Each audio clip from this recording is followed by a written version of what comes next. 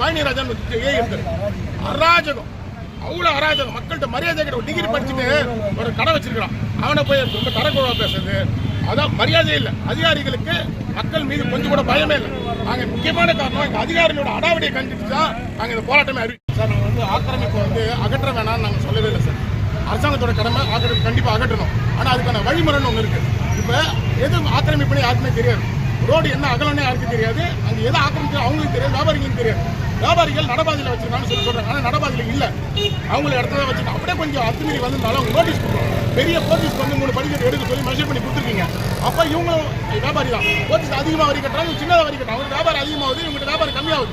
அதுதான் அவங்க அடிப்படை. ஆனால் நாங்கள் எங்களுக்கு தாய்மையான கோரிக்கை என்ன வச்சோம், அரசாங்கத்துக்கு மெஷர் பண்ணுங்க. இந்த இடத்துல ஆக்கிரமிப்பு இருந்தால் ஆக்கிரமிப்பு எங்களுக்கு சொல்லுங்க, நோட்டீஸ் கொடுங்க, அதை நாங்களே எடுப்போம். ஆனால் நாங்களும் வந்து இங்கே இருக்க வியாபாரிகள் அரசாங்கத்துக்கு எதிரானவங்க கிடையாது, எல்லாமே மாநிலத்தில் வரி கட்டுறவங்க தான். ஆனால் அந்த அணுகுமுறை ஒன்று இருக்குல்ல.